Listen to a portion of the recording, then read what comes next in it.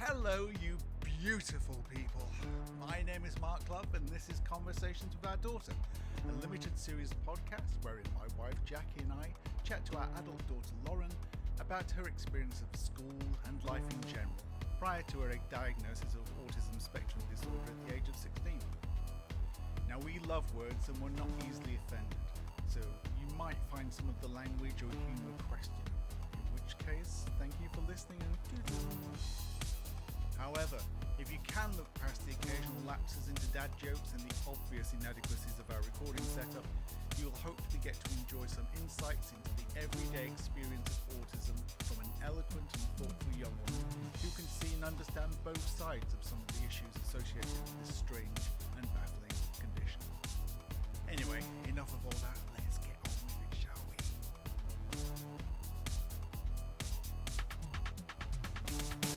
Good afternoon, Lauren Saunders, love. How are you? All right. You're all right. Okay. Back in my youth, back in Rotherham, of great fame, I would travel back on the late bus a lot. And on the late bus, there would be an elderly gentleman who would get on and sit amongst his cronies on the bottom deck. The top deck was far too violent and horrible. And he would pull from his pocket a bag full of black pudding, which had been cut into these little triangles. And he would offer it round to his mates, and he'd always say, "Oh, lovely bit of pudding this. Go on, help yourself. Oh, fill your boats. Lovely, lovely, lovely, lovely, lovely, lovely bit of pudding." And I remember at the time thinking, "Oh my God, that's revolting. That's utterly unacceptable." I mean, one, it's black pudding, which actually I wouldn't mind these days if it was on a fryer. But at the time it was like, ugh. Yeah, but you're carrying around solidified blood. You're carrying around solidified blood in your pocket, which you've been just picking out a bit all night while you have a couple of pints with your mates. That's so horrible. And then you're offering your pocket meat to these people who are largely taking it. It occasionally gets it, "Oh, no, I don't," from one of their lady companions or something like that. And I was wondering what, Lauren, would be the only acceptable kind of pocket food that you would possibly share with other people. Is it in a packet or is it loose in your pocket? It's loose. You don't get out to be that easy. Well, not sweets, because they'd be sticky and they would just all the fluff from the pockets Oh, and yeah. get stuck, and that would Fluffy. be Ooh, really fluffy sweets. disgusting. Maybe I was going to say crisps, but they would have been smashed up, wouldn't they? That's an insane suggestion, and I'm ashamed of you for even making it. Cheerios. Cheerios. You'd think it would be acceptable to pluck Cheerios, a breakfast cereal normally consumed with milk. Well, it's not going to be crisps because they're going to get smashed up into shards. The same with crackers. There's not going to be sweets because they're going to be, all the pocket stuff's going to be stuck to them. Pocket stuff is not going to stick to Cheerios. You just shake it off. It'd still be disgusting. Meat. I'm not having pocket meat. That's horrible. And then if somebody gets out I don't know, a courgette out of their pocket, that's not good. It's not desirable either, is it? I mean, no one's going to think, "Oh, great, I love a bit of raw courgette." They're not going to think that, are they? No. I mean, pocket meat I think is unacceptable. Pocket fish is just beyond unacceptable. Well, you can't really have pocket fruit, can you, either? Not really. And it's also kind of, is pocket fruit something you'd want to share with people? I don't know. I don't know, an apple. But then, how big's the pocket, and has it got multiple things in it? Because Well, I assume that if you wanted to hand these things out in a bus, you'd just dress yourself accordingly. So you'd have massive pockets if you wanted to give out apples. Or you do it like female tennis stars, and they just stick an apple up their knickers or something like that. apple would be the only acceptable fruit. Only acceptable fruit. But very not possibly. cut up, no. No, not slices. No. I think I would probably almost go back in time and have miniature pork pies or miniature Cornish pasties. Tiny little ones. It's still pocket meat. Well, it's kind of not, because it's kind of protected by pastry, and also they used to take these down to pits and mines and stuff like this and eat them. How old is that meat, though? Well, I mean, how old is it anyway in a Cornish pasty? Yeah, but how old is the meat if somebody's carrying stuff around in their pocket? That's not new meat. No, it's not new meat. I mean, it's not new meat to start off with, so you could even say it's elderly meat. Yeah, but how stale do you think it probably is? Sorry, probably quite stale. It could be one of those things, if you broke off all the external bits of pastry, there might be something edible in between. Yeah. So, but we're generally thinking that pocket food of any kind is a bad idea. It's disgusting. Yes, it is. Okay, so that's our pronouncement. No pocket food ever in our vicinity. Okay? Right, so last time we talked, we were talking about your experiences of GCSEs. And despite what everybody thought was going to be an absolute massacre of disastrous proportions, I passed them. You passed Some them. better than others. You passed all of the ones. Well, you passed all of the ones that you took. No, except maths. You did take maths, didn't you? Yeah. And you horrendously failed maths twice.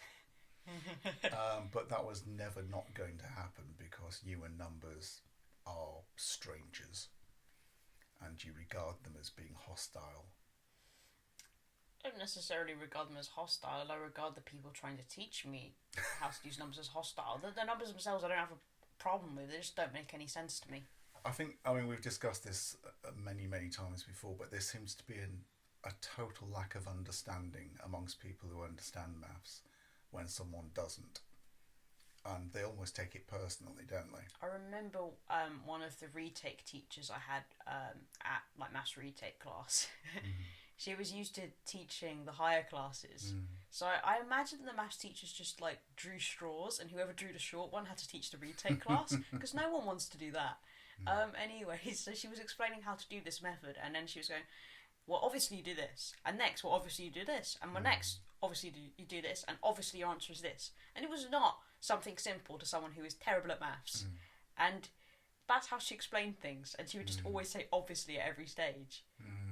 I mean, she was generally regarded by everyone as being inhuman, but absolutely crazy way of going about it. But there is definitely there's a thing, isn't it? I mean, I don't understand why English comprehension isn't taught a lot more at schools, because that is the basis of all understanding. If you can't understand how a sentence is formed and how people are talking to you, then you can't understand anything.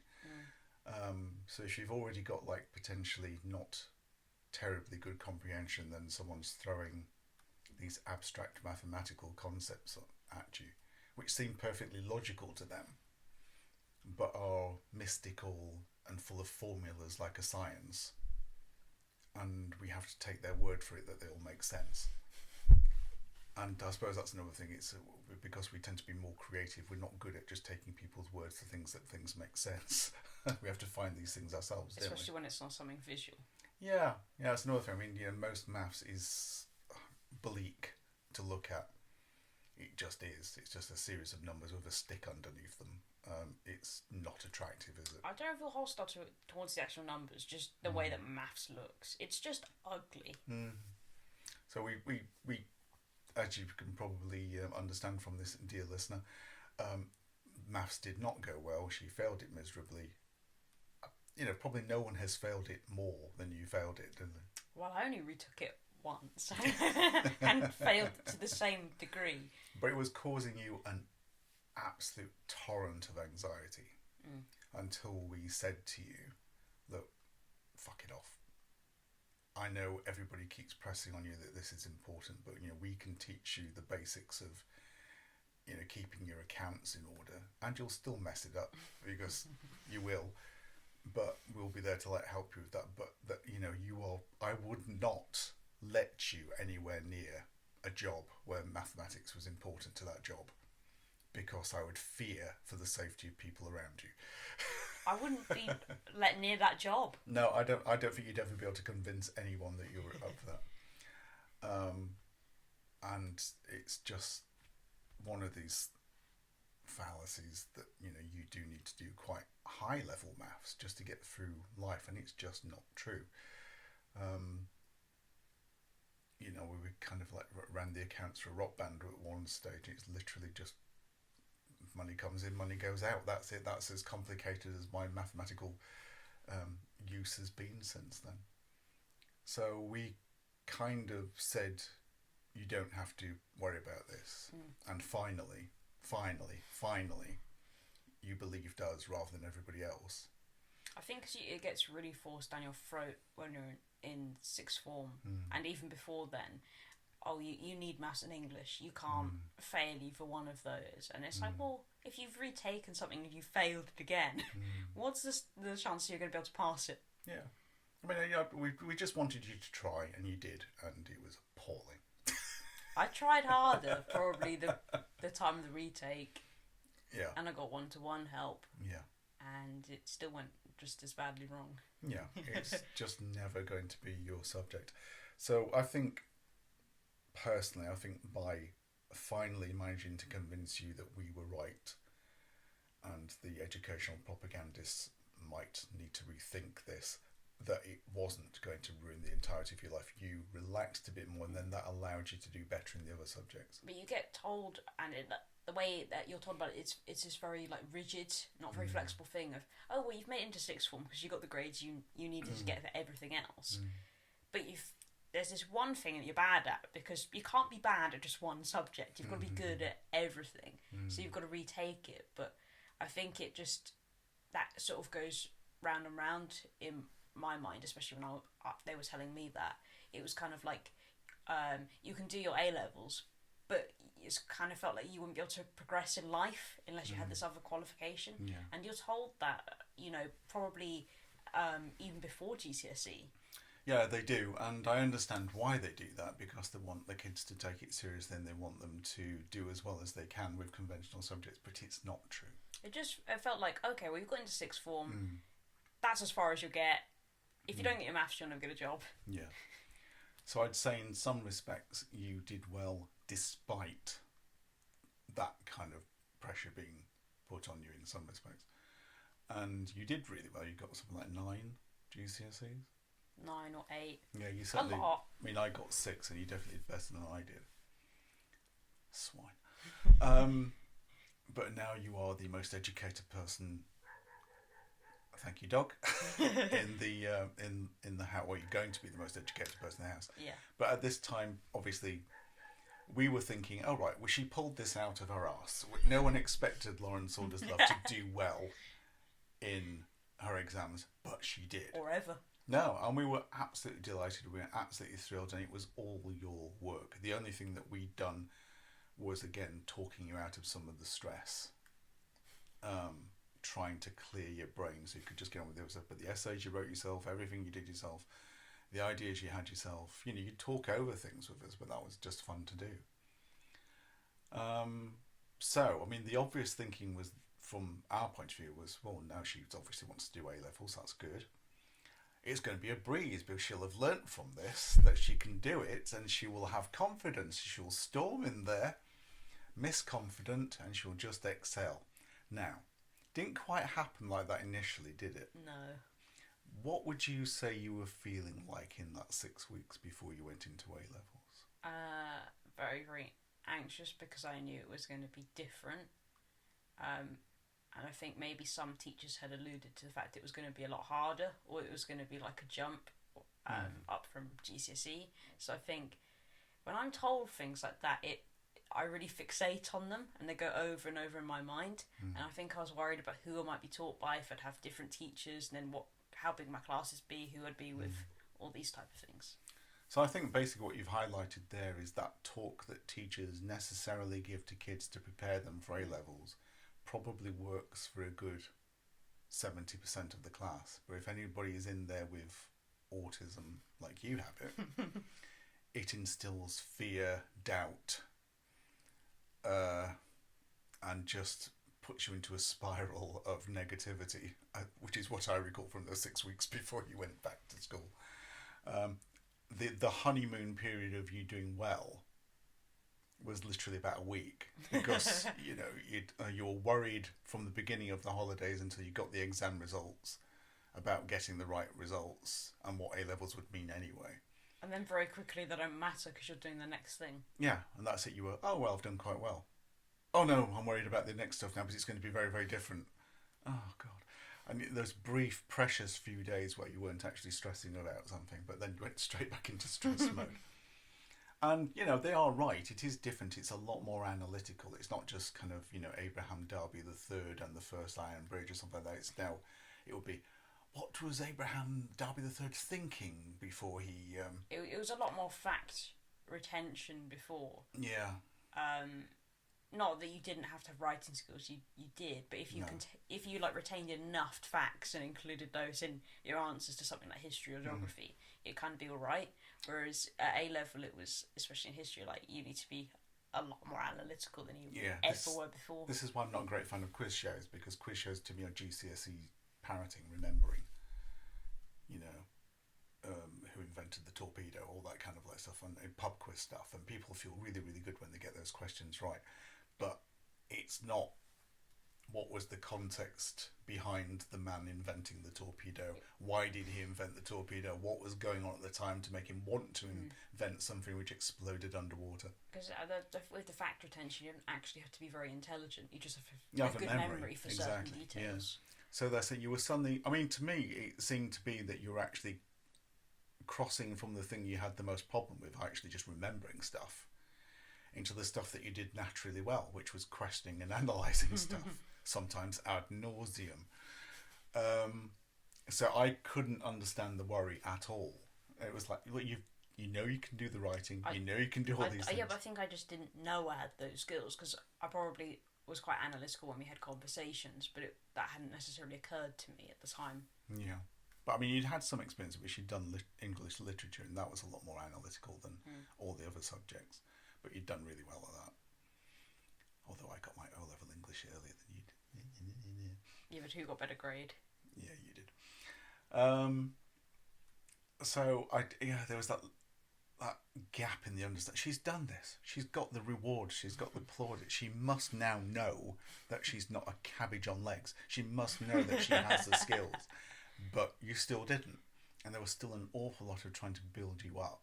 And also, let's also point this out. You're going back to the exact same school.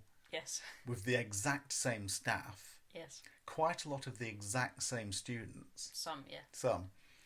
And also, let's face it, a lot of the more troublesome kids weren't going to be there anymore from your year. Which was a good thing. Which was a good thing. They had moved on to their desultory lives, flipping over burgers, or whatever they're going to do in their lives. So it was a different, sparkier, for the most part, cohort that you were amongst, and it really did seem to, what are you worrying about here? And we'd said, right, you will notice something with the teachers, is they're suddenly a lot less like teachers.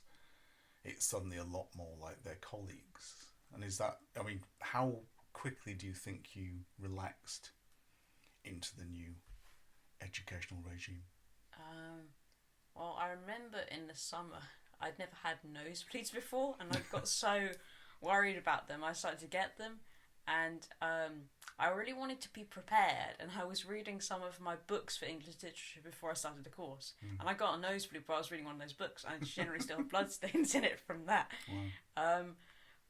And then when I started, like the first few weeks, I think it was like, I remember one week, it was like 4 nosebleeds in a week. I just couldn't seem to cope with a lot of this new information. It just felt like too much. I think I relaxed more easily in some subjects. So with like the art department, I knew all of the staff there. I did have some teachers for English and history that I'd not had ever before. English relaxed a bit better because I had one teacher who'd known me since year 9, so I was quite comfortable with her. But I think it still took me a long time, like with all of my subjects, especially the written ones, to get used to the new kind of approach. And the new approach was, this is the work, this is what you have to do. We are keeping an eye on you, we are encouraging you, but ultimately you have to do the work. There's not going to be any spoon feeding, there's not going to be any patience with you if you don't do it. You've committed to this. But you found that you were okay working on your own? Mostly. I mean, when you compare it to like a degree, you were still spoon-fed a lot of the information. Yeah. So I think I was mostly okay with it. But I'd say at this time you were you're obsessed with doing well in A-levels. It was interesting because I don't think you had any massive plans to go to university as such. I remember being very panicked by the university thing. because in sixth form it was kind of like they didn't tell you all of the different options you could do. So pre kind of A level and in GCSEs, because you had people of all abilities, they were quite good at promoting different pathways. But as soon as it was kind of A level, you're like, oh well, you're the smart kids, you're obviously going to go to university. It just seems like they almost thought it would be like, why would you not go? You're intelligent, like you made a sixth form, and it was no kind of thought whether that would be right for someone. It's not necessarily right for everyone. So I found that quite intimidating and difficult. And then I remember sort of like in year 12, like teachers were already talking about universities, and I remember just feeling overwhelmed because there was just so many universities, and I had no concept of that until year 12. I'd never thought about universities ever before in my life, and there was just so many, and I had no idea what I wanted to do. Like it was like I either wanted to do like history or photography, but no idea, and saw like a careers person and they were useless. They just basically said, oh well, it seems like your main interests are history and photography. I'm like, yeah, no shit. Or maybe you should look up things that contain both of those things. Like, you don't think I've tried that? Yeah. Some of it can be a bit basic. I didn't really like look into the universities thing that much. I felt so overwhelmed by it. The only time where I really thought about it was one of my history teachers had these brochures or information sheets from, I think it was St. Mary University, and all I remember about it was that it had like a graveyard on the site, and I thought, that sounds cool. And that's all I did. That's all you fixated on. But it's a graveyard. Yes, but... And then there's just too many options. There's too many different courses. I didn't even really look any of it up, because you just heard a lot about it from what teachers and other people were saying, like, that's too many things. And I remember having a conversation with your mum, and I was like, I don't want to go to university. And they were like, you were just like, well, we never said you had to. But because the way it was at school, it felt like you had to. That's just what you did next. You didn't have a choice.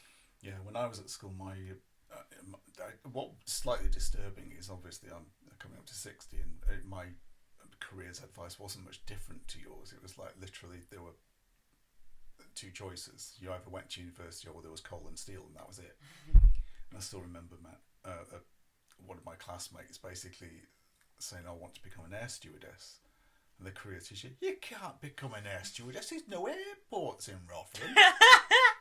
As if you couldn't move anywhere else. No, exactly. And that, even back then I remember thinking, what? Wow. Interesting that careers teacher got name checked with a famous football player, England football player who went to my school as being a real influence. Of course, yeah, he would have been. He loved sport, even being about 40 stone. But he loved sport, loved encouraging the sports people. He had no time for anybody else. But that was interesting. Yeah, I mean, another thing that when I was at school was my school didn't have a sixth form, so we had to go to a separate college. And that kind of broke a tie for me, in a way, because this new college I went to was like the sixth form of the school next door. And there were a few other people from other places, but it just felt like an alien place right from the word go. It was posher. So you stood out like a sore thumb? Well, kind of yes and no, because I was never particularly, bog standard Rotherham in some respects. Cultured, but with that more working class. Yeah, and it was different. Something being around some of these people who'd spent a lot of time together. They all seemed to be really glamorous as well. I don't know what the difference was there. They weren't like in Rotherham. Well, yeah, it does have its posh bit, and whereas we were still brushing brick dust and soot off our kind of denim jackets, they all seemed really well turned out and everything. And some of them I got on with fine, but I almost as soon as I got there, I felt like I disconnected from education. And I literally didn't seem to understand a word anybody was saying to me in lectures. So I didn't stay very long, so I dropped out to become a rock star. That worked well. But with you did have that, you were still in the same place. Do you think that helped you? Yeah, I don't think I would have coped very well if I'd had to have gone to another school and basically had to have started again with teachers and other students, so at least I didn't have to do that. I think it would have been very, very difficult without the familiarity. Another thing of me moving to college was because it didn't feel like school anymore. Was suddenly I only was interested in going to the smokers' bench, going into the pub at lunchtime, and trying to chat up as many girls as possible, and doing absolutely no work and not turning up for lectures. Now, that was not you at that stage, was it? No. You didn't have those kind of like more burgeoning kind of adult tastes invading your life at the time. You just didn't feel ready for it. No, I think I was quite kind of isolationist because I didn't have any friends during sixth form, but I wasn't sad to not have any. I was very work focused, so I did that all the time, even on like weekends. But there were people that I was sort of acquaintances with. So there were 2 people on my art course by the time I got to year 13, and sometimes they'd come up in freeze and I'd talk to them then. But I wasn't bothered when they weren't there. It was nice when I saw them. Yeah, that's the thing. It seems to be that you don't invite company very often, but you quite like it when it kind of just occurs. Yeah, if I like the people. If you like the people. We did worry a little bit that you were kind of lonely, but at the same time, would you say the work was giving you joy at the time? Yeah, I didn't feel lonely at all. Thank you very much for listening. And a very special thank you to Leona Fensom and Terry Lee for their technical support and advice. See you next time.